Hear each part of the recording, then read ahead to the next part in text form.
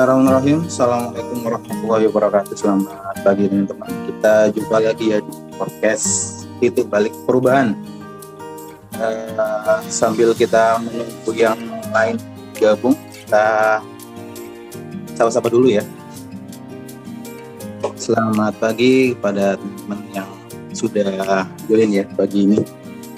Mungkin yang enggak lagi apel ya pagi, upacara pagi. Ini ada Ahmad Yuli dari Magetan, Bu Ana dari Timur ini ya. Selamat pagi Bu Ani. Anugrah Adkandina. Selamat pagi. Ini ada buat Ari dari Jakarta. Cowok apa cewek ini ya? Wah, ada Mbak Ike ini. Selamat pagi Mbak Ike. Belum aktivitas ya. Mbak Siti, monitor.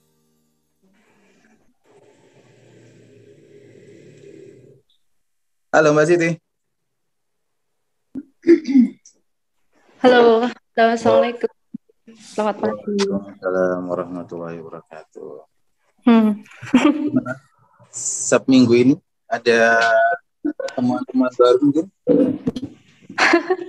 Apa ya? Cuma lebih fokus inget itu sih. Pokoknya apapun yang terjadi pakai non-dual. Siap. Kembali ke azas non-dualnya ya. Jadi way of thinking sebelum jadi way of being-nya. Iya. Sip. Ada juga siapa lagi nih ya? Sahabat-sahabat dulu. Ada Bude Atun. Selamat pagi Bude, ini pasti sambil jualan ini. Mas Danang dari Jogja. Bu Auliana ini masih di Semarang, udah balik ke kampung ini. Ada Bunda Izun. Kapan hari ke Surabaya ya Bunda Izun ya? Buka. Silakan teman-teman yang mau salam-salam, sapa, bisa dibuka mic-nya. Saya sampai 17 mungkin ya. Kita sapa-sapa sambil nunggu yang lain join. Ini siapa aja nih ya? Belum banyak banget ini ya. Ada Bu Endang ini yang Jogja ya. Selamat pagi. Ada Bu Desi dari Jakarta, ini rajin banget ini. Mbak Nurul Blitar. Om Rido juga ada ini. Om Rido. Ada Teh Sani, selamat pagi. Mbak Zoom juga. Oke lah, sebelum kita awali podcast kita pagi ini, kita awali dengan doa bersama dulu ya, supaya apa yang kita dapat pagi ini bisa bermanfaat dan bisa kita aplikasikan dalam kehidupan kita. Oke? Berdoa, silakan.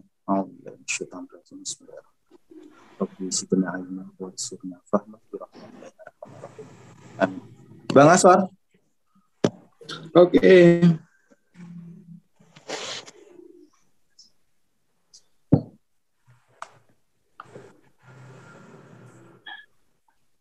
Mbak Siti. Halo. Iya.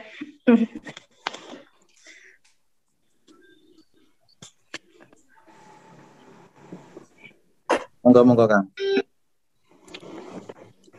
Ya, bismillahirrahmanirrahim. Assalamualaikum warahmatullahi wabarakatuh. Kayaknya lama ya, enggak?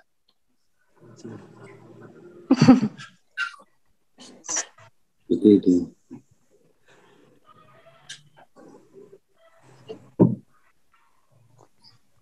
Kita lanjut. Ini teman-teman yang baru kah? Ini yang nggak ada ya.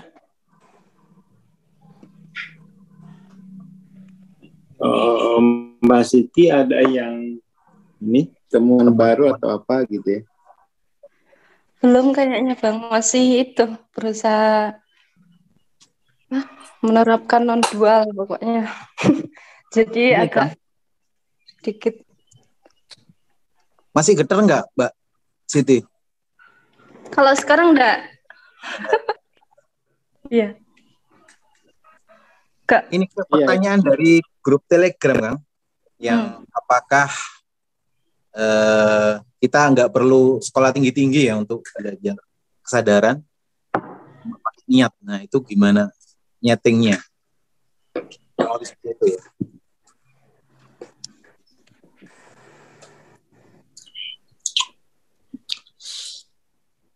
Ya niat. Kan niat kan bisa 1.000, pokoknya puluhan ribu, lebih dahsyat kan? Bacain lagi ya pertanyaannya.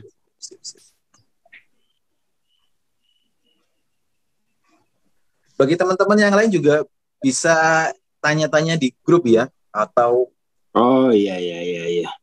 biar Jadi memang tidak dibutuhkan, ini ada pertanyaannya ya, tidak dibutuhkan kapasitas seorang sarjana untuk mencerna materi ini. Jadi maksudnya itu, ini kayaknya di buku Power Force. Terus kemudian di buku TLOC, pengaruh niat dapat lebih kuat 1000 kali lipat daripada upaya intelektual biasa. Namanya spiritual itu kan cukup menyadari kenyataan kan. Nggak ada yang perlu ditambahkan, nggak ada yang perlu dikurangi. Jadi nggak perlu seorang sarjana, yang penting mampu menyadarinya gitu kan. Realisasi ya. Terus soal niat, itu tadi ya, niat untuk menyadari itu loh. Kita kan terbiasa sehari-hari itu yang menggerakkan atau aktivitas jiwa kita itu kan digerakkan dari bawah sadar.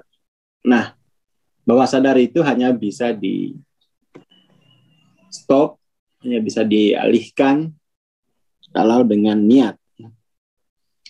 Saya kira itu jelas ya. Jadi memang nggak perlu makan bangku sekolah, nggak perlu makan bangku kuliah. Karena spiritualitas itu bukan literasi ya. Kita hanya perlu mengkonfirmasi yang pertama source of self, ya toh. Terus kemudian dimensi-dimensi pengalaman kita sendiri. Itu aja. Simple, ya, simple. Justru yang perlu dihindari itu ya, perlu dihindari itu atau perlu disadari itu motif ya, motif yang berlawanan arah dengan kenyataan, dengan misalnya ketika orang sakit, ya sakit apapun ya, kita dididik ketika kita sakit, kita akan disuruh mencari keluar, suruh mencari obat di luar, disuruh untuk mengambil sesuatu. Kita tidak pernah mampu menerima rasa sakit itu. Kita selalu memusuhi, ya, menolak. Nah, justru itu kan pendidikan sekuler itu, semua rasa sakit itu harus ditolak. Semua rasa sakit itu harus dimanipulasi. Lah itu manusia modern semakin lemah. Semakin lemah karena rasa sakit itu dianggap musuh, dianggap merugikan, dianggap tidak ada manfaatnya sama sekali. Ya kan? Padahal rasa sakit itu berarti kita mesti melakukan katakan autoregulasi kembali. Mesti dikalibrasi kembali kesadaran kita. Tapi kita kan tidak pernah berpikir ke sana. Sakit, obat, sakit. Jadi ketergantungan ya. Ketergantungan. Hal-hal semacam itu justru harus dilepas ya, harus dilepas. Jadi ada paradigma konflik ya terhadap penderitaan. Lalu kemudian akhirnya kita mencoba memanipulasi diri kita dengan ya obat, Padahal obat itu kan tidak menyembuhkan, hanya menghilangkan gejala. Hal-hal seperti itu. Jadi non-dual itu berarti mampu menerima apapun yang hadir dalam kehidupan kita. Lalu melampauinya, ya. Kalau nggak hadir, kan kita nggak akan pernah mampu melampaui itu.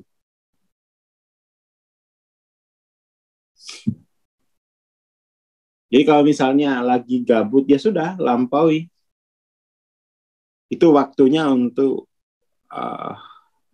menerapkan, ya, menerapkan asas non-dual itu. Jadi dari ajaran menjadi laku. Dari ajaran menjadi laku. Justru spiritualitas itu kan kalau menjadi laku ini, kalau ajaran itu masih literasi. Masih literasi. Kurang lebih seperti itu. Jadi jangan fokus literasi tapi tidak ada lakunya gitu ya. Sebaiknya keduanya, ya literasi ya laku. Karena kalau nggak ada literasi, orang kemudian tidak akan mengerti kemana arahnya itu ya. Tapi kalau hanya tahu arah, nggak mau jalan juga kan nggak bisa. Seperti itu. Terus apa lagi kira-kira yang mau kita bahas? Oh iya Bang, apa kan kayak non dual itu kan bisa diterapkan di mana-mana ya. Maksudnya semua kondisi, entah masa kecil, pasrah dan lain-lain, itu juga termasuk ini ya, apa kayak mimpi kayak gitu loh. Itu kalau udah diterima gitu gimana melampauinya? Apa? Kayaknya aku kok tidur itu selalu kayak apa ya? Kayak selalu ngimpi padet banget gitu loh. Macem-macem. Ya itu kan kalau mimpi itu. Mimpi gimana tuh? Itu kan yang bermasalah kalau mimpi itu kan yang dimimpiin itu diri kita, ya kan? Lah ya, padahal itu kan bukan. Tapi kita mengambil gambar dalam mimpi itu adalah saya, gitu kan? Nah, non-dual itu kan kalau source of self-nya itu yang sejati itu, ya kan? Source of self-nya yang kalau mimpi buruk ya. Terus itu kan bukan saya, hanya yang wajahnya mirip saya. Lah ngapain gitu? Jadi ya udah gitu ya. Ya itu justru kalau saya mimpi ya itu saya transformasi. Biasanya kalau setelah mimpi itu kan emosi kita terganggu. Dianalisis, sudah dibacain tafsir mimpi. Nah itu ternyata bukan saya. Nah, itu kan dia hanya bermakna kalau itu diaku sebagai saya. Jadi situ langsung praktekin non-dual.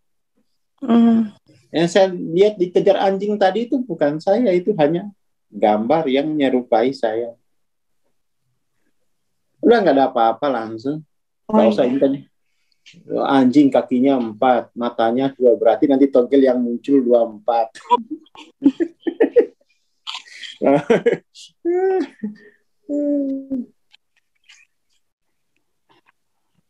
Jadi ini aja dia. Jadi untuk proses identifikasi gitu ya. Untuk proses identifikasi.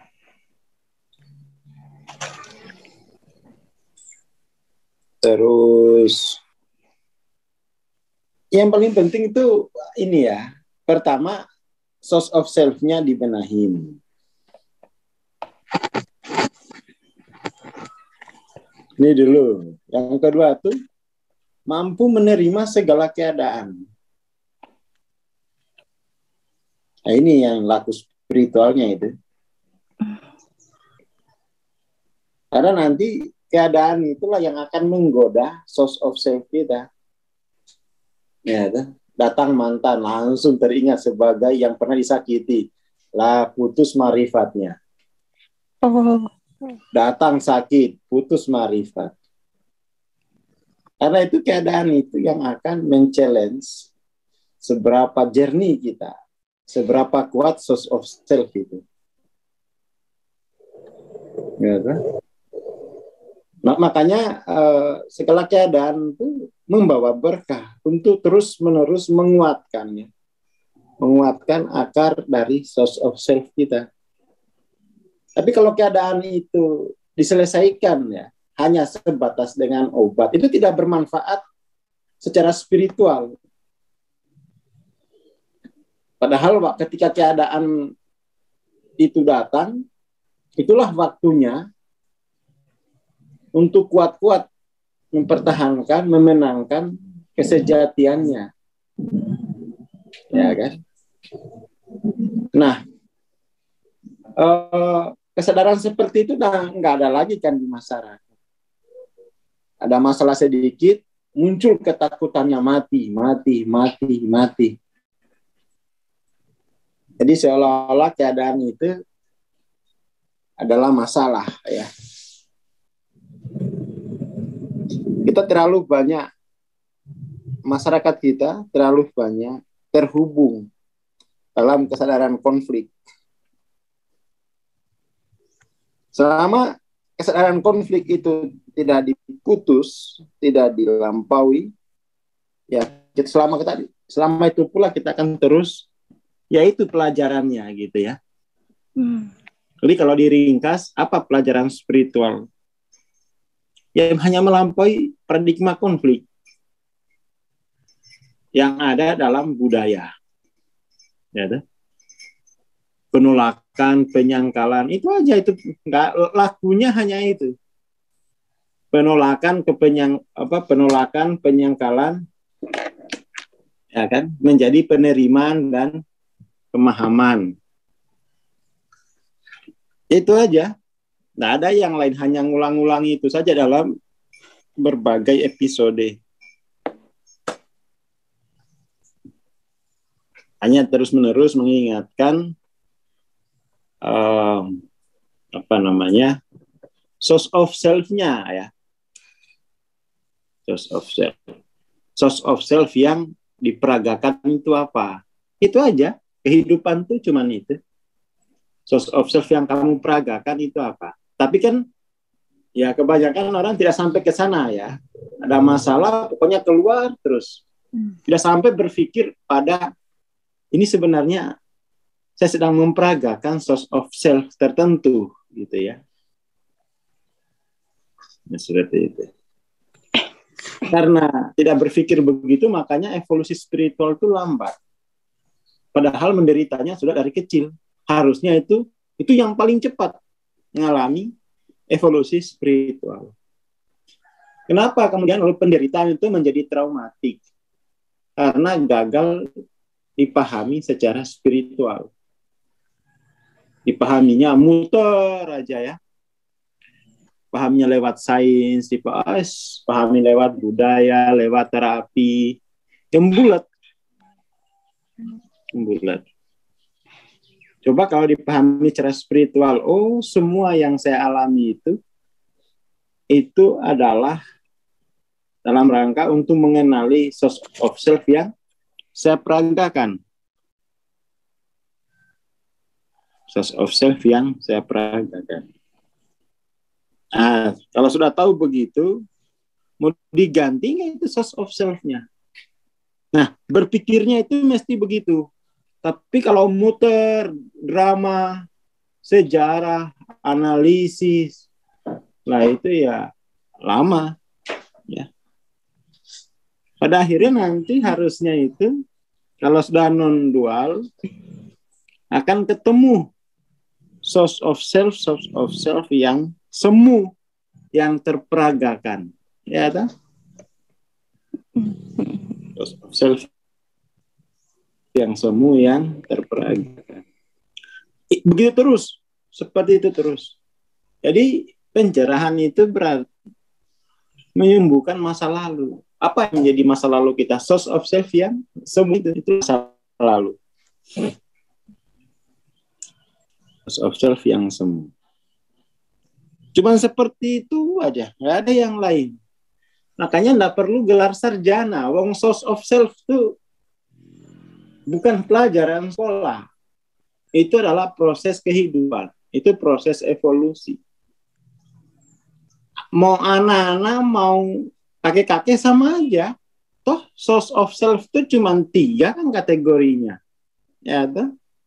Being,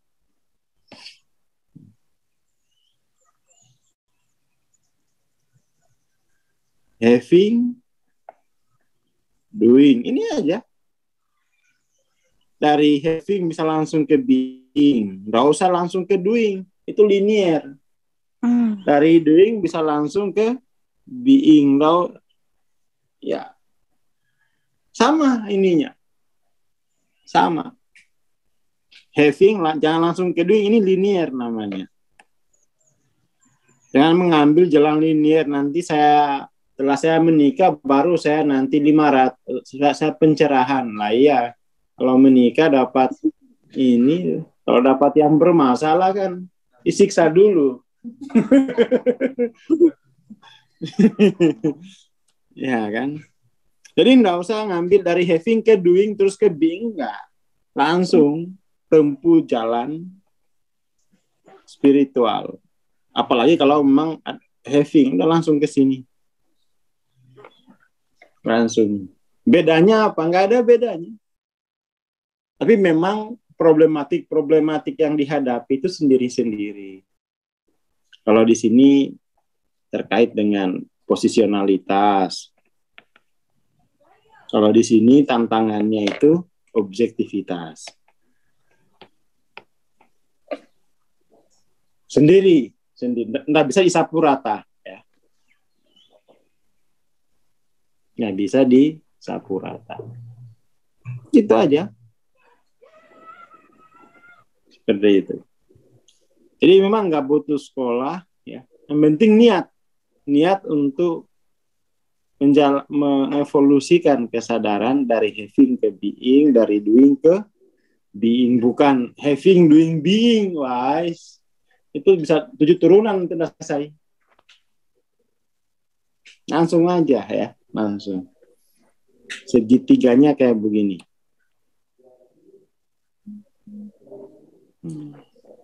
Jadi dimanapun posisinya selalu dalam rangka sebagai titik tolak pencerahan. Ya. Jadi seperti itu.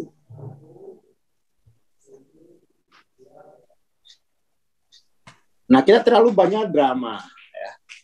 Terlalu banyak drama. Ya, banyak drama, banyak cerita, tapi gagal memahami petanya. Itu yang paling penting ya. Kita terlalu banyak cerita, tapi gagal memahami peta. Nah, setelah paham peta, itu bisa jalanin sendiri, bisa. Asalkan tahu hambatan-hambatannya. Sini hambatan-hambatannya itu hambatan yang bersifat posisionalitas. Yang dari doing itu hambatannya hambatan objektivitas. Yang dominan. Belum lagi hambatan emosi negatif. Itu bagian tersendiri. Jadi objektivitas itu diperkuat dengan emosi ya. Jadi semakin sulit melepaskan objektivitas atau melampaui objektivitas itu karena ada muatan emosi di sana. Begitupun dengan posisionalitas semakin sulit dilampaui karena ada traumatik, ada muatan emosi di sana. Lah itu butuh mentornya di situ. Sebenarnya jalannya ini simple, hambatannya yang banyak. Hambatannya itulah tiap hambatannya itu tiap orang itu berbeda-beda. Dan itu memang butuh niat. Saya harus lampaui semua hambatan ini. Nggak bisa kemudian kita, saya menyerah saja. Lah ya sudah, kalau menyerah ya tidak bisa lagi. Mentornya ya nggak bisa ngapa-ngapain. Karena itu adalah niat dari diri kita yang mentor tuh hanya menunjukkan tuh loh hambatannya, sikutnya itu gini. Nah, gitu doang. Jadi mentornya itu nggak ngapa-ngapain aslinya, hanya nunjukkan hambatannya, lalu menjelaskan hambatan itu, lalu langkai sendiri, ya kan? Nah, seperti itu memang itu enggak ribet, tapi banyak hambatannya. Hanya butuh waktu itu. Hanya butuh waktu. Nah, itu yang paling sulit di dunia ini kan, yang paling mahal itu kan waktu itu. Ya kan? Yang paling mahal tuh waktu, itu rezeki waktu itu. Rezeki waktu. Jadi untuk Mbak Siti,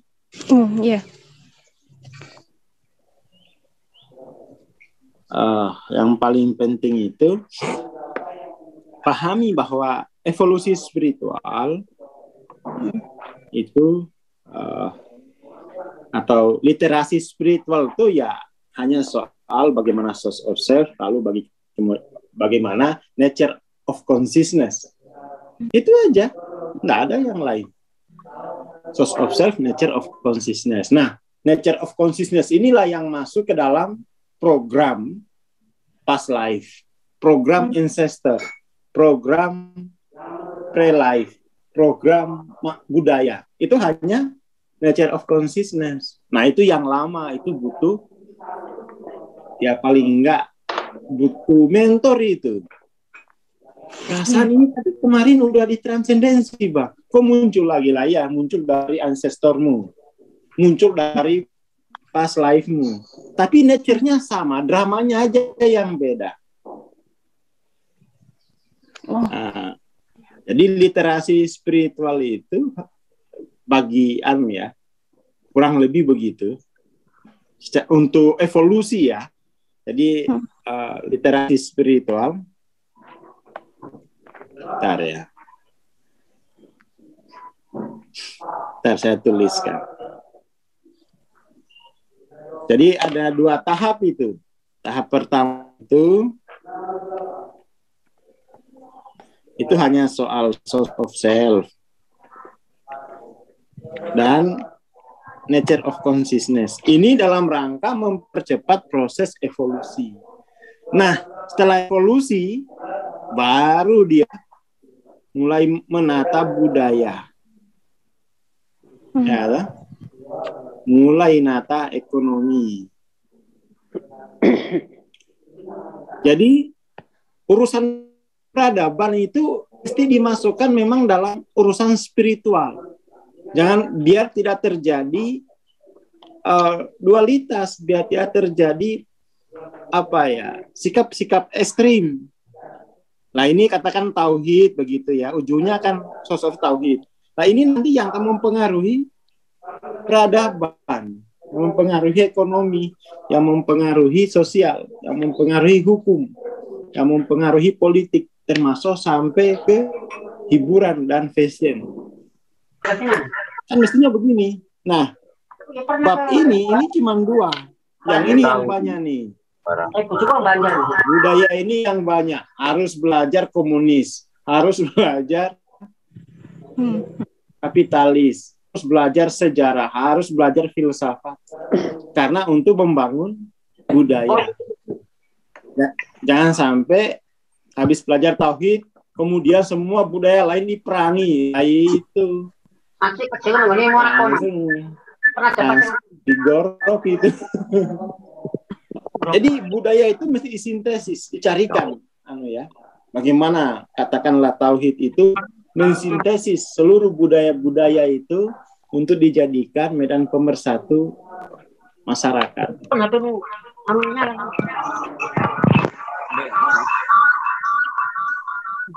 Termasuk ngurusin soal pendidikan. Karena itu justru kalau kita tidak urus, nanti itu akan memperlambat proses evolusi jiwa. Ya, tuh. Ya kayak gini lah ya. Tapi kalau yang ikut apa namanya kelas di PC itu hanya sepotong-sepotong itu, dia gampang saja menyimpulkan tuh. Padahal kan dari dulu modelnya begini kan. Kadang kesimpulannya ini terlalu spiritual, enggak material, ya, mana ada begitu kan. Apalagi itu orang Islam itu enggak bisa ada apa hakikat, ada syariat, itu kan tidak bisa kita kan orang Islam ya. Tidak ada konsep apa rivalitas antara materi dengan yang spirit, tidak ada itu. Mungkin kalau di tradisi lain ada, mungkin. Tapi kalau kita enggak. Nah, modelnya kurang lebih seperti ini. Tetapi memang dalam proses evolusi itu sesuaikan modal. Saya sendiri memang karena nggak punya modal ya, itu ya evolusi dulu. Makanya nggak pernah saya dikenal. Tahu-tahu muncul orang ini. Dari kelompok mana ini? Nggak ada kelompoknya. Ya, belajarnya juga cuma dilanggar. Ya belajarnya itu cuma dilanggar. Enggak ini. Nah ini langgarnya nih. Belajar dulu. Dulu belum seperti ini. Masih gubuk 20 tahun yang lalu. Nah, ini kemarin saya ke sini. Ini keluarganya Mbah. Orang desa, orang kampung. Orang kampung. Ya kayak begini keadaannya. Jadi ya dulu begitu ya pendekatan. Tapi kalau teman-teman punya uang, pelajari keduanya sama aja nanti, cepat nanti.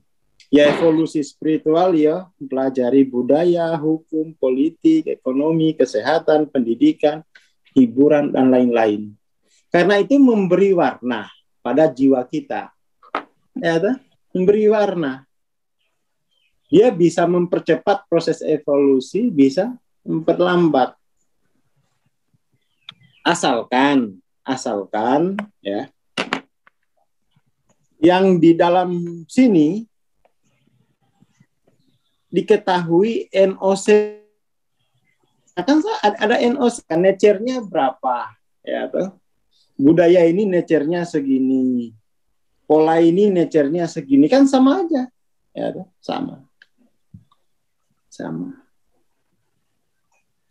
Seperti itu. Jadi kalau ditanya itu bagaimana spiritualitas di PC, ya begini ini modelnya, nggak dipisah. Kita nggak ekstrim, dan memang nggak boleh ekstrim. Gimana kaki kita di bumi, kepala kita di langit. Makanya ketika ditanya, kamu apa? Saya adalah kehidupan. Bukan kehidupan adalah, tapi saya adalah kehidupan. Dari langit sampai ke sumur. Kalau nggak cukup bumi, sumur. Nah, gitu ya. Ya, seperti itu. Ini makanya modelnya dibikin ya, biar orang itu tidak. Yang berlawanan itu ini, penentuan akidah, penentuan asas, itu akan berlawanan antara materialisme atau spiritual. Nah, masalahnya spiritual itu dianggap ekstrim. Padahal kalau spiritual itu holistik ya. Seperti ini modelnya. Holistik itu kayak begini ini. Kalau material itu tidak ada pengakuan pada jiwa. Nggak usah. Nggak diperhitungkan. Jadi budayanya budaya material. Apa-apa materi, apa materi. Diputus pacar cari dukun, keluar lagi, ya kan? Putus lagi.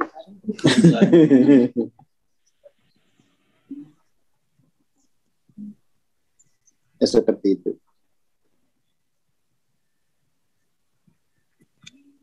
Itu yang paling pokok. Pakai ini aja ya. Kalau untuk Mbak Siti ya, pokoknya kamu harus apa ya? Ya punya strategi lah. Ya. Belajarnya bagaimana itu ya. Kamu sendiri yang Literasinya ya begini aja gitu ya. Jadi literasi spiritual itu cukup satu gambar gini selesai. Modelnya. Jadi enggak juga kita belajar spiritual nggak mempelajari budaya, nggak mempelajari ekonomi. Enggak bisa begitu. Nah, kaki kita di dalam budaya. Ya kan? Ini saya kira modelnya ini udah representatif lah ini. Udah representatif, tinggal dijalani. Jadi kalau untuk literasi, ya ini sudah cukup. Tinggal jalani, baca buku budaya, baca buku spiritual. Seperti itu. Baru didiskusikan di acara podcast ini. Kan begitu? Ya toh? Begitu. Oke. Tinggal niat, ya, tinggal niat.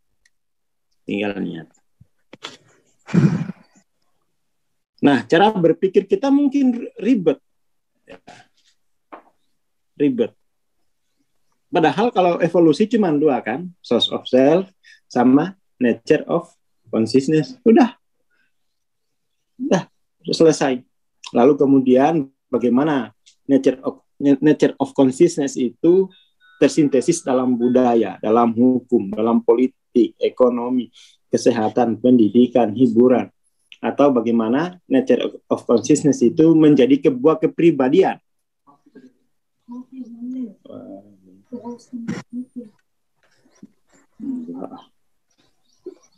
Cukup tahu aja pedite. Ya, jadi bagaimana kemudian source of self itu dia tersintesis sebagai kepribadian, ya toh? Kepribadian dalam jumlah banyak itu kolektif namanya budaya. Itu aja. Simple. Petanya simple, menjalaninya itu muncul nature 30 dari kebiasaan sehari-hari, dari pre-life, dari ancestor, dari past life, selesai. Butuh mentornya di situ. Butuh mentornya. Tetapi secara esensi memang harus simple, sederhana. Kebingungannya itu yang kebingungannya itu yang panjang. Makanya kalau baca spiritualitas Suryo Mataram itu, ngudari ribet itu bisa seumur hidup. Ngudari ribet. Menata keruwetan itu. Ya kan, menata keruwetan. Nah, untuk menata itu lebih cepat dengan mentor, ada yang bantuin. Nyetrika aja kalau nggak ada yang bantuin, kok bisa hangus tuh bajunya kayak saya itu.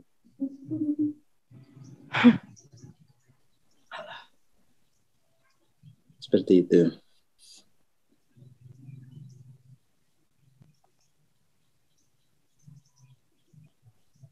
Oke ya.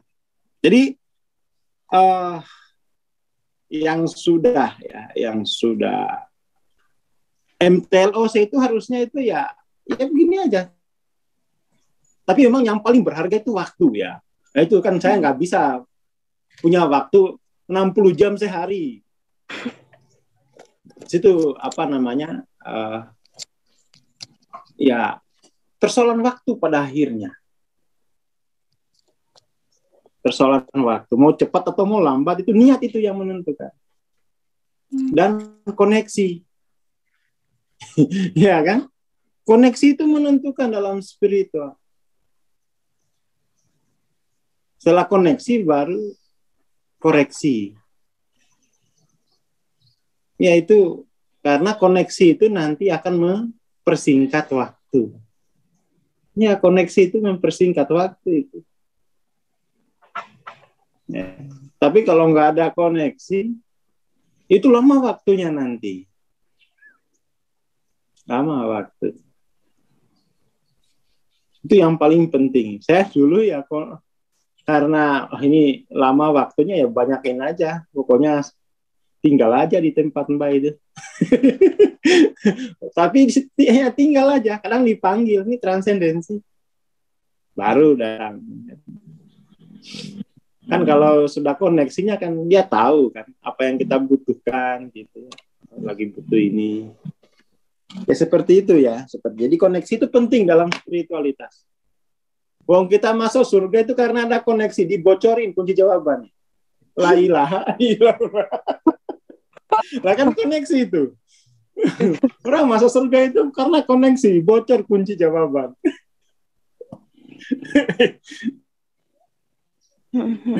Ada orang dalam, nggak bisa dalam spiritualitas harus ada orang dalam.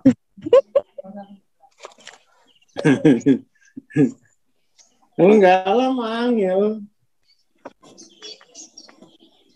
Dalam spiritualitas itu orang dalam itu menentukan.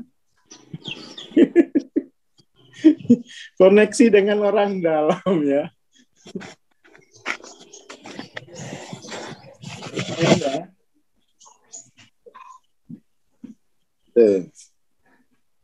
Makanya karena waktu itu relatif, ya makanya harus perlu ada niat dan perhatian itu.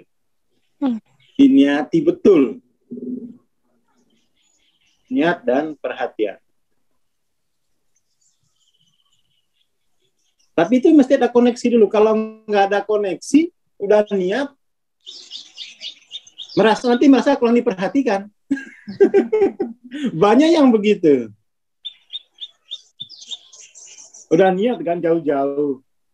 Nanti merasa kurang diperhatikan. Lah, yang memperhatikan itu yang evolusi kok. Jangan kebalik.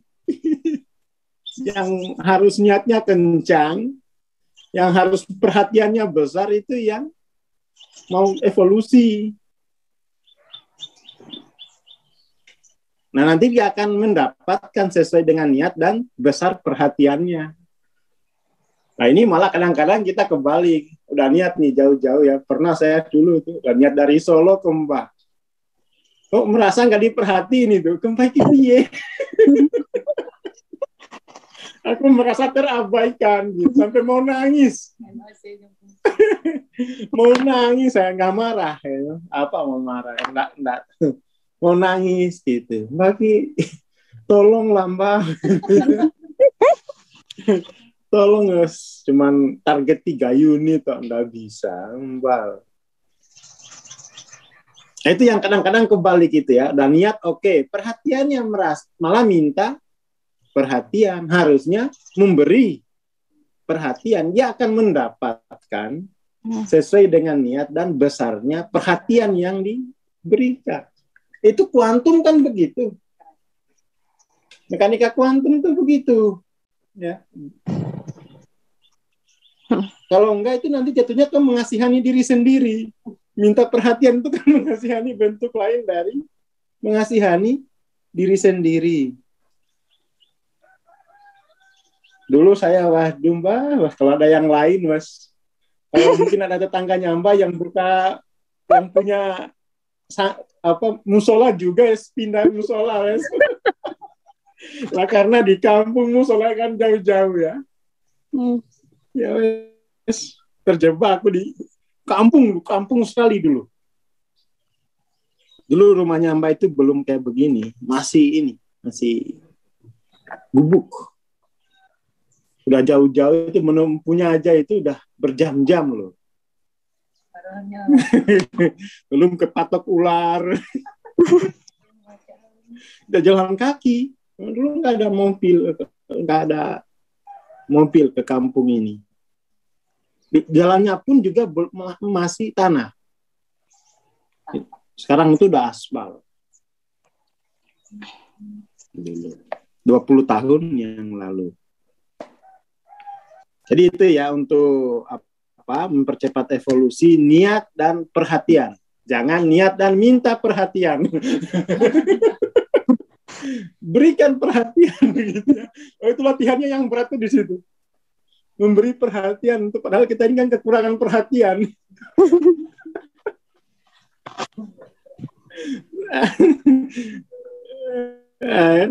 Kita kan pengen disantuni.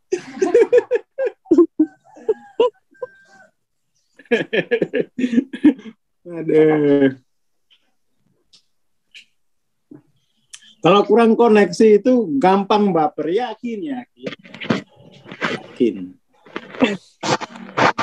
Makanya saya dulu itu dibilangin, Mbak, kamu nggak usah belajar dulu. Kamu nggak usah belajar ilmu dulu. Kamu perhatikan aja dulu. Kayak Budia gitu dulu aja, nggak usah belajar ilmu dulu. Tapi berikan dulu perhatian gitu ya. Nah, itu malah bagus kayak gitu. Kalau langsung belajar ilmu nggak ada perhatian nanti. Kembali lagi pada choice and intention ya. Nah, ini udah Bu Parman ya. Dan Bu Parman. Ambil kita cas. Kalau ilmu itu gampang. Saya sendiri itu termasuk yang malas belajar. Tapi karena ayo Mbak kemana? Ke sawah, saya ikut Mbak ya, ikut bantu-bantu. Dulu begitu modelnya. Kalau sekarang kan enggak lah. Saya nggak punya sawah. Enggak nerima yang begitu. Maksudnya itu yang penting tuh terhubung aja sebenarnya. Apa sih tujuannya memberi perhatian tuh? Biar terhubung. Bukan itu biar dia mampu terkoneksi jiwanya dia. Kalau sudah mampu terkoneksi itu sudah download sendiri kan istilahnya. Kalau sudah terkoneksi itu download sendiri aja sesuai butuhnya apa. Kan gitu. Nah itu kadang-kadang salah gunakan, diberi perhatian lalu dimanipulasi. Itu kan banyak yang begitu itu. Kata Rumi itu guru palsu, kata Rumi ya. Saya sendiri belum pernah menemukan guru palsu. Jadi nggak punya pengalaman dengan guru palsu. Nggak pernah. Makanya saya kutip Rumi aja. Ya. Saya nggak pernah punya pengalaman dengan guru palsu. Padahal guru saya itu ada satu guru meditasi orang gila. Itu pun asli, nggak palsu. Ya, saya pernah diajarin meditasi itu di Wioro, di Jogja. Dari jam 11 malam sampai jam 4 subuh. Meditasi biar bisa tertawa. Saya ingin kan sulit tertawa. Itu 3 hari saya tertawa sendiri. Lalu kata Om, lama-lama kamu saya bawa ke Pakem. Pakem itu rumah sakit jiwa. Atau ke Puri Nirmala. Di Jogja itu ada 2 rumah sakit jiwa itu. Pakem sama Puri Nirmala. Setelah saya selidiki, guru meditasi saya itu orang gila. Baru keluar dari Pakem. Aduh. Kan saya ini orang susah tertawa. Orang Muna itu ada suka tertawa.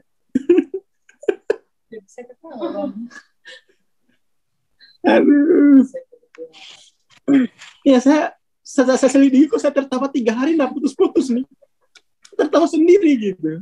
Guling-guling sampai nggak enak makan. Kayak saya tertawa gitu. Saya teman saya yang bawa itu siapa sih? Itu baru keluar Pakem, Bar. Oh, memang mastering ini. Memang mastering ini.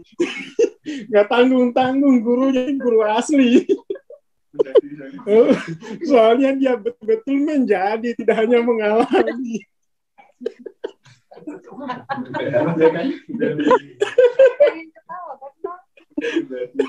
Benar-benar menjadi. Makanya guru saya itu asli semua. Ada yang asli gila ada. Ya, enggak, makanya saya sampai itu belum pernah nemu guru palsu. Itu yang paling dramatis ya. Saya, ya Allah, tapi ini asli kamu bisa tertawakan 3 hari. Iya. Ya sudah, itulah gurumu.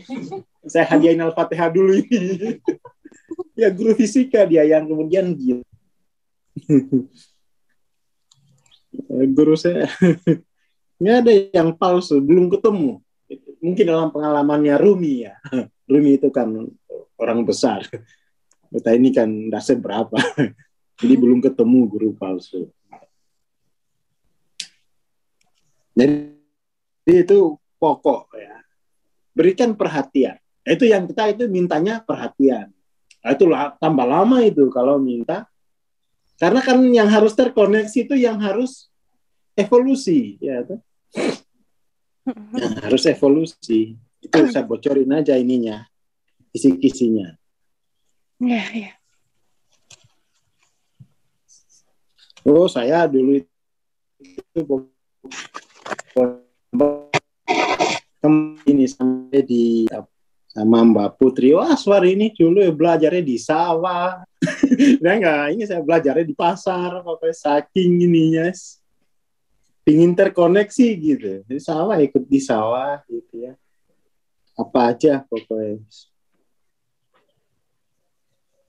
Jadi koneksi dulu. Ilmu itu gampang, tinggal download kalau sudah punya koneksi. Kalau ilmu itu gampang. Yang sulit itu koneksi itu loh. Kita terbiasa untuk datang mengambil, tidak datang memberi perhatian. Itu arah jiwanya itu berbeda. Mestinya di spiritual itu dilatih untuk mampu memberi perhatian, tidak untuk mengambil. Meminta perhatian malah kebanyakan. Kebanyakan itu aku ya pernah kan. Iya, iya. Aku ya tahu bisa cerita kayak gini karena kan ngalamin sendiri. Di awal-awal itu kita pingin sekali dapat perhatian.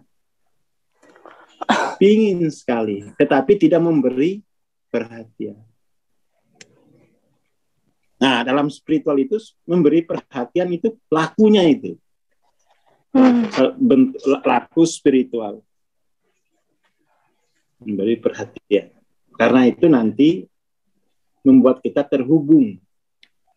Sudah niat jauh-jauh loh dari Solo saya sampai ini bangga perhatian amat ya. Sampai nangis kayak di pojok. Tapi mau pulang itu udah uang terbatas. Dan nggak ada kendaraan, udah maghrib. Harus nunggu sampai besok.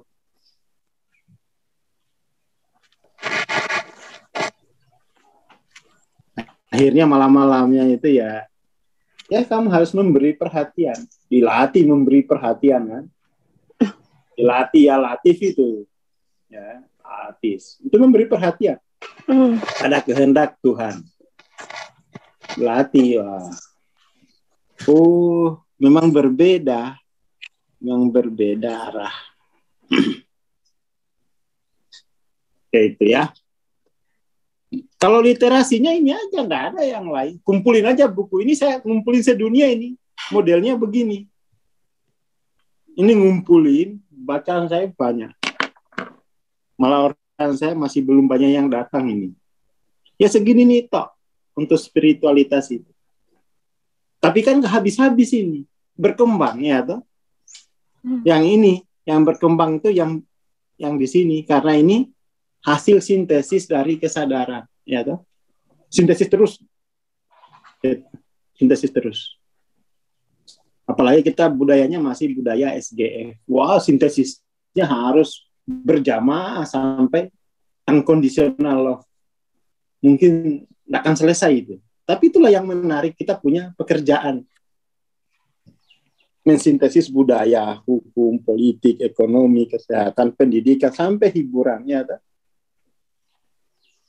Seperti itu, nggak nyari mensintesis, memberi, tidak untuk mengambil, ya. Untuk mengambil, seperti itu. Oke, itu dulu ya pagi ini. Iya Bang. Terima kasih ya. Pokoknya niat dan beri perhatian, jangan meminta perhatian. Itu nanti banyak sakit hatinya. Saya ngalamin itu. Terima kasih. Assalamualaikum warahmatullahi wabarakatuh. Waalaikumsalam warahmatullahi wabarakatuh. Terima kasih Bang Aswar, terima kasih Mbak Siti, terima kasih teman-teman yang bersamai. Kita jumpa lagi besok insya Allah. Insya Allah besok kita akan buat kelas yang lebih banyak ya. Terima kasih. Assalamualaikum warahmatullahi wabarakatuh.